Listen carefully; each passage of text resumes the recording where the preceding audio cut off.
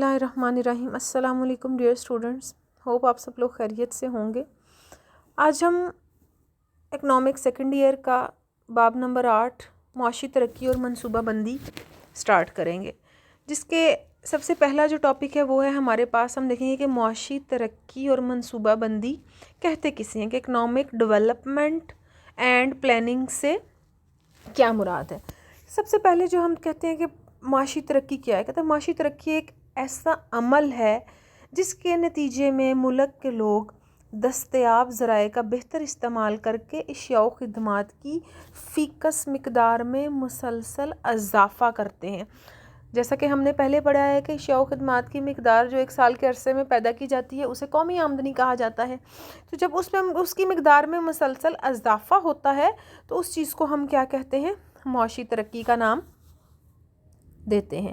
Arthur Lewis معاشی ترقی اشیاء و خدمات کی پیداوار میں اضافے کا نام ہے، کہ جب اشیاء و خدمات کی پیداوار میں اضافہ ہوگا تو اس چیز کو ہم کیا کہیں گے، معاشی ترقی کہیں گے۔ اچھا، اس کی سب سے بہتر اور جامع تعریف مائر اینڈ بالڈون نے کی ہے۔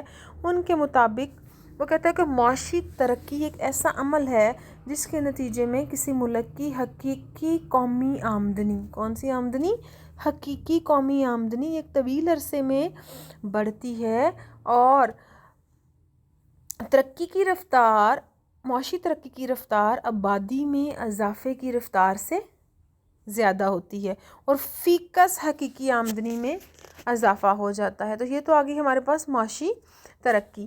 تو اس کے بعد کہتا ہے معاشی ترقی کو اگر ہم بہتر طریقے سے سمجھنا چاہیں تو اس کے لیے ہم کہہ سکتے ہیں کہ معاشی ترقی ایک عمل ہے جس کے نتیجے میں حقیقی قومی آمدنی میں اضافہ ہوتا ہے، اور اس عمل کے لیے طویل عرصہ درکار ہوتا ہے۔ اب معاشی ترقی ایک عمل ہے، اس کو سمجھنے کے لیے کہ کون سا عمل ہے، ایک ایسا عمل ہے جس کے تحت کوئی ملک اپنے ذرائع کو بہتر طریقے سے استعمال کرتا ہے۔ معاشی ترقی کے عمل میں کیا ہوتا ہے، ذرائع کا بہتر استعمال ہوتا ہے، جس کے نتیجے میں ملک کی حقیقی قومی آمدنی اور فیکس آمدنی میں اضافہ ہوتا ہے۔ جب ملک کے ذرائع کا بہتر استعمال ہوتا ہے تو دو طرح کی تغیرات یا دو طرح کی تبدیلیاں آتی ہیں۔ پہلی تبدیلیاں جو ہوتی ہیں وہ عوامل کی رصد میں تغیرات، اور دوسرا کیا ہوتا ہے، اشیاء و خدمات کی طلب میں تغیرات۔ کسی ملک میں معاشی ترقی کے عمل کے دوران اشیاء کی رصد میں درج ذیل تغیرات رونما ہوتے ہیں۔ اب رصد والی سائیڈ پہ کیا ہوتا ہے، ذرائع کا بہتر استعمال ہوتا ہے، نئے معدنی ذرائع تلاش کیے جاتے ہیں، اور جو ملکی وسائل ہیں ان کو پیداواری کاموں کے لیے استعمال میں لایا جاتا ہے۔ معاشی ترقی کے دوران نئے اور بہترین طریقہ پیدائش اختیار کیے جاتے ہیں۔ تقسیم کار اور تخصیص کار، تخصیص کار سے کیا مراد ہے، اسپیشلائزیشن، کسی ایک چیز میں اسپیشلائزیشن کر لینا کا عمل اپنایا جاتا ہے۔ جب اسپیشلائزیشن ہم کرتے ہیں تو اس چیز کے مصارف جو ہیں وہ کاسٹ آف پروڈکشن کم ہو جاتے ہیں، اور اشیاء کی پیدائش نفع بخش ہو جاتی ہے۔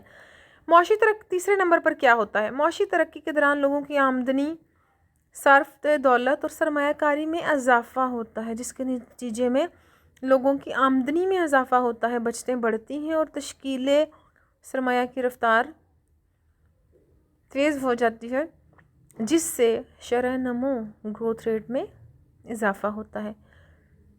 معاشی ترقی کے دوران مزدوروں کی آجرانہ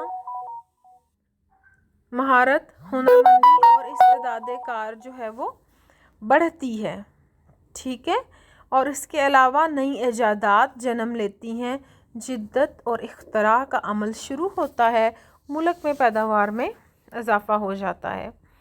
اس کے علاوہ ملک کے اداراتی نظام میں تبدیلیاں آتی ہیں، جس سے جب ادارے بہتر ہوں گے تو اس کا ایفیکٹ کس چیز پر آئے گا، مؤثر آبادی کا تناسب بڑھتا ہے، لوگوں میں معاشی ترقی حاصل کرنے کا شعور پیدا ہوتا ہے، تعلیم عام ہوتی ہے، اور جدید طبی تحقیق کی وجہ سے شرح اموات میں کمی آ جاتی ہے۔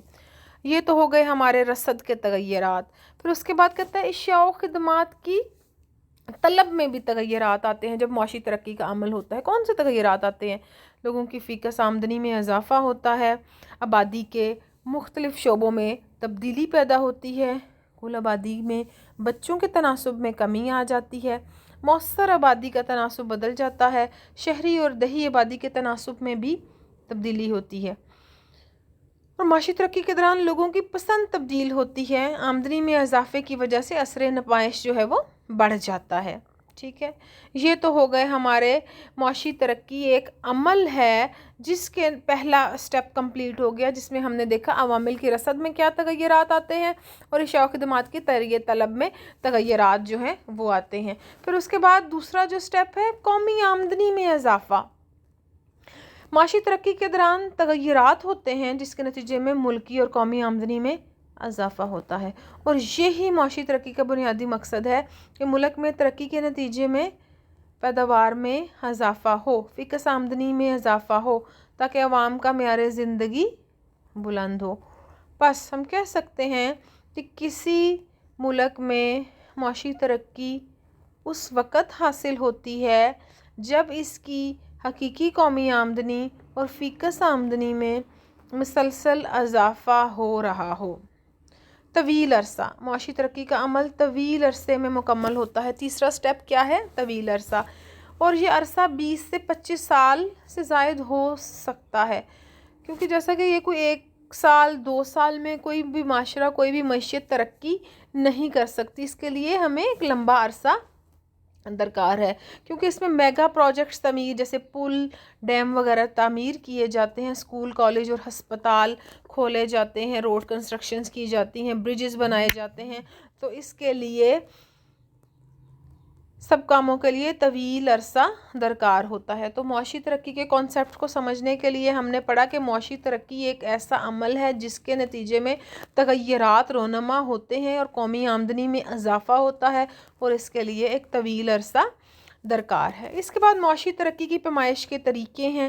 معاشی ترقی کی پیمائش کے 3 طریقے ہیں: حقیقی قومی آمدنی کا طریقہ، فیکس آمدنی کا طریقہ، اور معیار زندگی بطور پیمانہ معاشی ترقی۔ مائر اینڈ بالڈوین کہتے ہیں کہ حقیقی آمدنی کے طریقے کو وہ حقیقی آمدنی معاشی ترقی کی پیمائش کا ذریعہ بناتے ہیں۔ ان کہنے کا مطلب ہے کہ اگر کسی ملک کی حقیقی قومی آمدنی بڑھ رہی ہے تو معاشی ترقی کی پیمائش کی جا سکتی ہے، لیکن اس کی راہ میں کچھ رکاوٹیں حائل ہیں۔ وہ کیا رکاوٹیں ہیں؟ کہ ہمیں اعداد و شمار میں مشکلات کا سامنا، وہی رکاوٹیں ہیں جو ہم نے جب اپنی قومی آمدنی کی پیمائش میں پڑھی تھی، اور اشیاء کی قدر و قیمت کا صحیح اندازہ لگانا مشکل ہے اور لوگ اپنی آمدنی صحیح نہیں بتاتے۔ پھر اس کے بعد ہے ہمارے پاس فیکس آمدنی کا طریقہ۔ فیکس آمدنی کے طریقے میں کہتے ہیں کہ ملک میں اگر فیکس آمدنی میں اضافہ ہوگا تو معاشی ترقی ہوگی۔ اس میں بھی کچھ رکاوٹیں ہیں کہ اعداد و شمار آسانی سے نہیں ملتے، اور اس کے علاوہ افراد اور گروہوں کے درمیان آمدنی کی تقسیم مساویانہ ہے یا نہیں، اس کا اندازہ ہمیں نہیں ملتا۔ ٹھیک ہے، اور جو لاسٹ ون ہے وہ ہے فزیکل معیار زندگی بطور پیمانہ پیمائش۔ اس کا کیا مطلب ہے کہ اگر معاشی زندگی کی بنیادی ضروریات کون سی ہیں؟ آپ کو شیلٹر ہے، بھوک ہے، اور آپ کا وہ اگر پوری ہو رہی ہوں تو آپ کو کیا کہا جاتا ہے کہ آپ کو صحت، تعلیم، خوراک جیسی بنیادی ضروریات آپ کی پوری ہو رہی ہیں، تو وہ معاشرہ جو ہے وہ معاشی ترقی کی راہ پر گامزن ہوتا ہے۔ Thank you.